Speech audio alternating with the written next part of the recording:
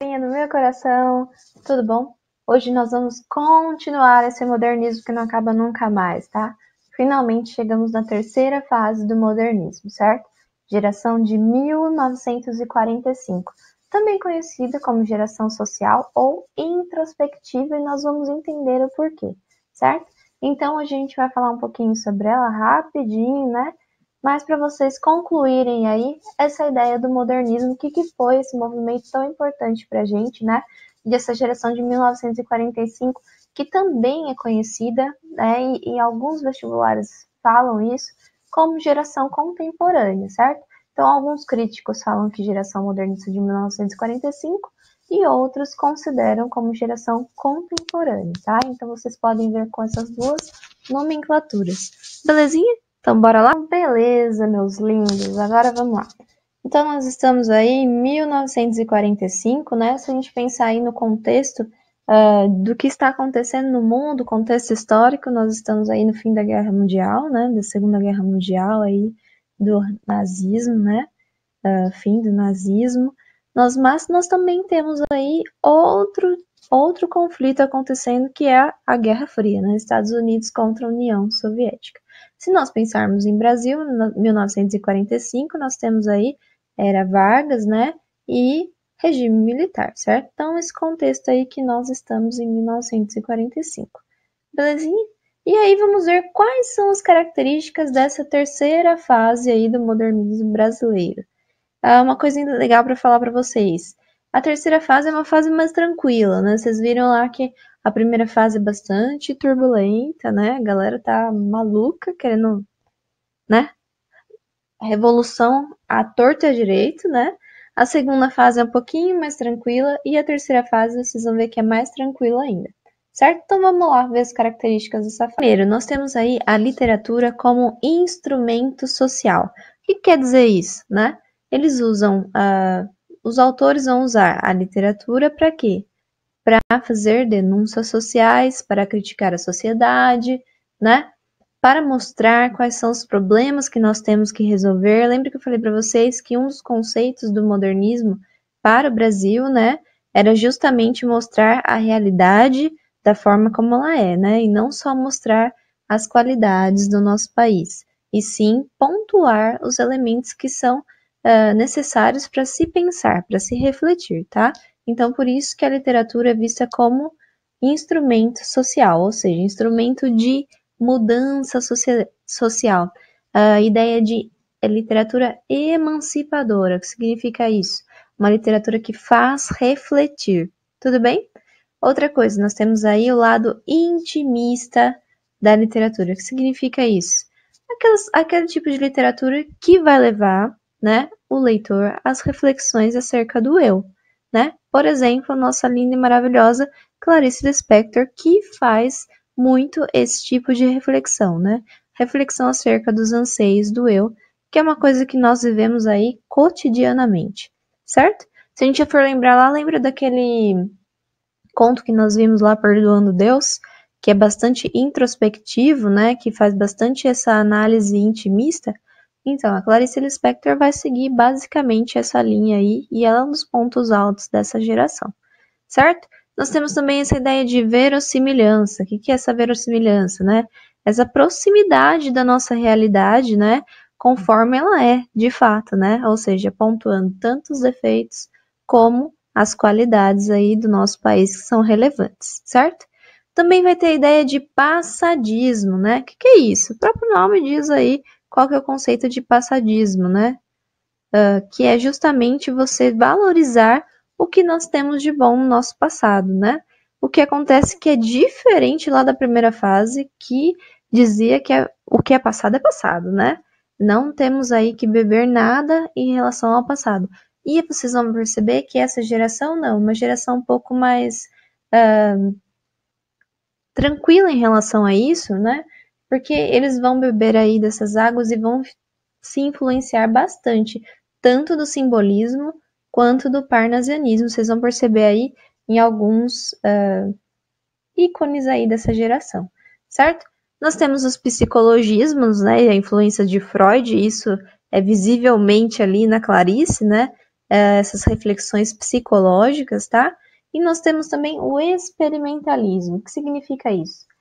Nesse momento, os autores e os poetas estão experimentando novas formas de se fazer poesia ou novas formas de se fazer prosa, certo? Então, por isso que nós falamos aí de experimentalismo, né? Que para fazer uma nova estrutura, você deve experimentar essa estrutura, né? Para ver como que vai sair isso, tudo bem? Nós temos aí o regionalismo universal, ou seja, nesse momento o regionalismo não fala somente lá do Nordeste, né? Nós temos aí outros pontos que vão ser abordados nesse sentido regionalista, certo? As inovações linguísticas, que vão ser muitas, essa fase é bastante inovadora em relação a essa parte linguística, e de metalinguagem, ou seja, análise da própria arte, né? Análise da própria linguagem do poema, da própria linguagem da prosa, do próprio fazer literário, né? A valorização do fazer literário e também a valorização da métrica, que é o que eu falei para vocês, né? Que eles vão beber em águas passadas, principalmente no simbolismo e no parnasianismo, né? Que a gente já viu faz um tempinho aí aquela ideia de valorização da forma, ou seja, a arte pela arte, né? A arte, ela se basta por ela mesma. Eu tenho que ter uma linguagem preciosista, eu tenho que pensar na linguagem, certo? Então aí, mais ou menos isso que essa galera vai fazer nessa terceira fase do modernismo. Tudo bem? E aí eu trouxe para vocês um cara que é importantíssimo e é maravilhoso, né? Esse cara é demais a conta. Que é o João Cabral de Melo Neto. Cabral de Melo Neto foi conhecido como engenheiro da palavra, tá? Para vocês verem o quanto ele pensava em como ele ia se expressar, certo? Então é aquela ideia, né, de beber lá nas águas passadas, ou seja, de beber no parnasianismo. Então ele ficou bastante conhecido como engenheiro da palavra, certo? E aí nós vemos algumas características desse cara aí, certo? Primeira coisa, ele era bastante objetivo, então todos os seus poemas iam direto ao ponto, né? Nós conseguimos compreender a mensagem do poema aí muito facilmente. Ele é extremamente racional, né? Como eu falei para vocês, ele é conhecido como engenheiro das palavras, ou seja, ele pensa sobre a própria arte de forma racional, mesmo fazendo poema, né? Nós temos aí um costume que vem da cultura mesmo, de pensar que por ser poema ele deve ser objetivo e não é subjetivo, desculpa, e não é muito por esse lado que nós devemos pensar, né? Então, existe aí uma racionalidade por parte desse cara tão maravilhoso, certo? Então, ele vai mostrar como que é o trabalho de se fazer o poema, né? Como que é o trabalho de se fazer a arte, como que é essa construção, justamente trabalhando essa ideia de metalinguagem. Vocês vão perceber que o João Cabral de Melo Neto vai trabalhar muito com figuras de linguagem, né? Justamente porque ele pensa como que é esse fazer poético, como deve ser feito esse fazer poético, tá? Então, por isso, a gente vai ver muitas figuras de linguagem e muitas palavras que vocês vão perceber que são encabeçadas dentro do poema, né? Elas estão colocadas ali propositalmente. Vamos lá, galera. João Cabral de Melo Neto vai explorar muitas coisas. E dentre essas coisas, a gente vai perceber que ele busca todo o tempo desvendar os elementos concretos acerca da realidade, tá? Então, esse lado de subjetivismo, de exploração do eu, vocês vão ver que não fica aí muito na vibe dele, tá? Ele não vai apelar para sentimentalismo, vocês vão perceber que é sempre objetivo, as coisas são concretas, ele fala de algo que é concreto, tá? As coisas subjetivas ficam um pouco à margem aí, um pouco não, ficam à margem, tá? Então, essa coisa de tonismo relacionado ao eu ficam em segundo plano, tá? Ele vai expressar as coisas de uma forma racional, objetiva, certo? Sempre trabalhando o caráter essencial da realidade, certo? Então, é uma das características aí desse cara, tudo bem? Outra característica genial desse cara, certo? Por ser tão racional e por pensar tanto nas palavras, galera, ele faz uma coisa que é assim surreal, certo? Nós temos um problema aí com a literatura quando a literatura vira panfleto, ou seja, ela vira palanque das coisas, certo? A pessoa quer tanto mostrar que aquilo de fato é verdade, que ela acaba passando a parte política e ideológica acima da literatura, tá? O objetivo da literatura não é ser isso, certo? Isso vem como consequência. Fazer a pessoa refletir é consequência da literatura, certo? E o João Cabral de Melo Neto, ele faz uma literatura engajada, que leva à reflexão, certo? Mas ele não faz isso de forma panfletária. Ele não levanta uma bandeira, certo? Ele simplesmente mostra a realidade e faz com que nós pensemos sobre ela, tá? Isso é essencial dentro da literatura. O objetivo não é levantar bandeiras, não é ser panfleto, certo? Não é ser palanque, é sim trabalhar esteticamente as coisas que devem ser refletidas acerca da nossa realidade. E é justamente isso que esse cara faz, certo? Belezinha? Então vamos lá. Trouxe para vocês aí um poema desse cara, que é um dos poemas mais conhecidos, né? Publicado lá na Educação pela Pedra, tá? Ele tem várias obras aí, são importantíssimas, né? Essa é uma delas, que é o Tecendo Amanhã. Vamos lá, ler rapidinho e vamos comentar um pouquinho esse poema que é tão importante dentro dessa poesia de 45, dentro aí do hall de poesias desse cara. Gente, o poema é o Tecendo Amanhã. Um galo sozinho não tece amanhã. Ele precisará sempre de outros galos, de um que apanhe esse grito que ele e o lance a outro, de outro galo que apanhe o grito que um galo antes e o lance a outro, e de outros galos que com muitos outros galos se cruzam, os fios de sol dos seus gritos de galo, para que amanhã, desde uma tela tuene, se vá tecendo entre todos os galos, e se encorpando em tela, entre todos, se erguendo tenda, onde entre todos, se entretendendo para todos, no todo, amanhã, que plana livre de armação. Amanhã, todo de um tecido tão aéreo, que tecido se eleva por si, luz balão. Vamos lá, gente. Esse poema é incrivelmente genial, certo? Por quê? Por muitos motivos, certo?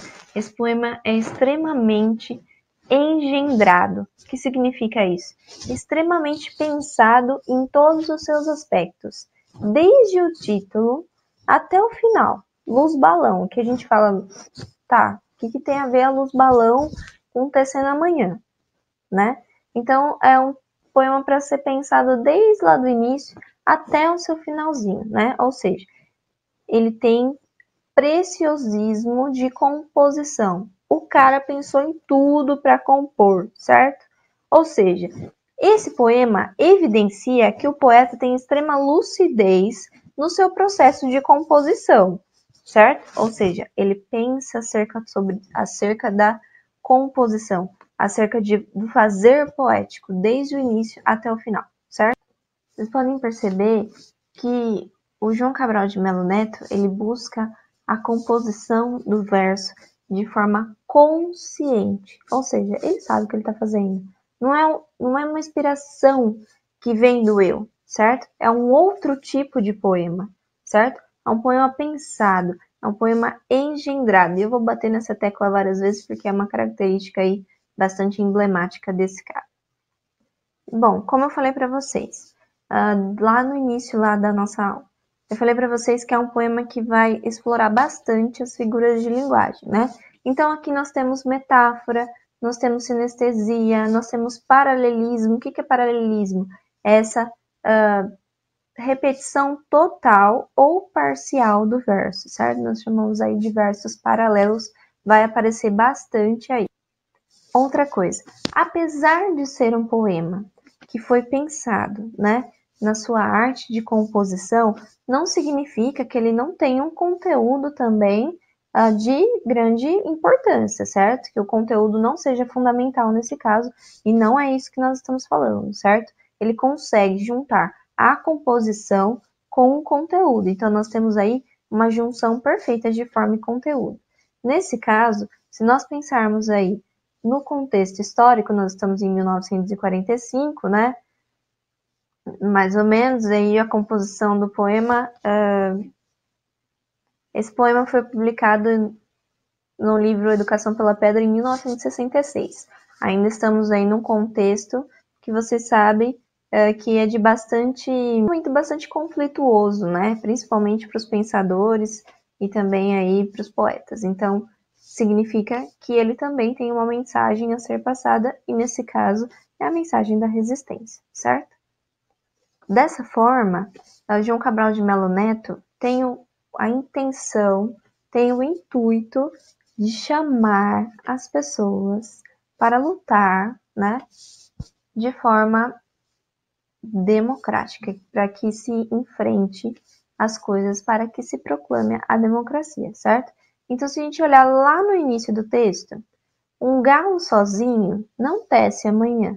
Ele precisará sempre de outros galos, de um que apanhe esse grito que ele, né? Se vocês pensarem, voltar lá um pouquinho, ó, de um, nós temos aí uma figura de linguagem, certo? Que se chama elipse. O que é a elipse? É a supressão de uma palavra que nós conseguimos depreender que ela existe, né? De um, que esse um? De um galo, né? Então, precisa de um galo que apanhe esse grito. Ou seja, uma pessoa sozinha não consegue lutar. Ela precisa de outras pessoas para, né, fazer acontecer. Então, é como se ele estivesse chamando a sociedade à luta, certo? Por que ele escolhe fazer essa elipse, né? Por que ele não colocou lá o galo, né? Porque ele deixou essa lacuna, ou seja, a elipse é uma lacuna que ela consegue ser facilmente preenchida, tá? Para quê? Para que o leitor se adentre no poema, né? Entre naquela famosa que a gente já conversou, entre na chave hermenêutica do texto, participe daquele texto, dê as concepções interpretativas possíveis, né? E aí ele reflita sobre aquilo. Então ele não quer deixar claro na sua cara que você tem que lutar. Ele quer você reflita sobre aquilo, para depois você depreender que você deve lutar, certo? E não te convencer colocando a palavra lá explicitamente. Ele quer que você reflita acerca do que está sendo dito.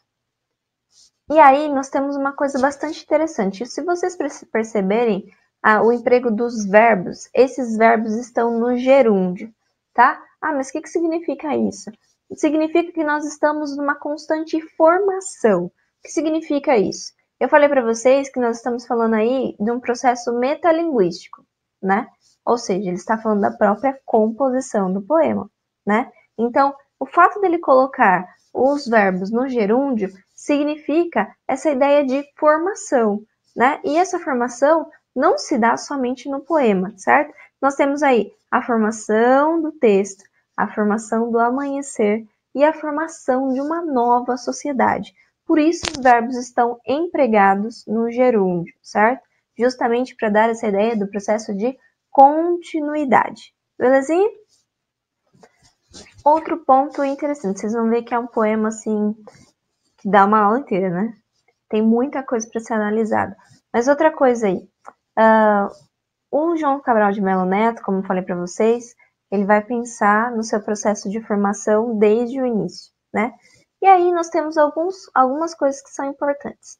Se a gente pegar a segunda estrofe do poema, a gente consegue perceber a repetição de T, né? Então, se encorpando em tela entre todos, se erguendo tendam entre todos, se entretendendo para todos no todo, certo? Vocês percebem a repetição de T?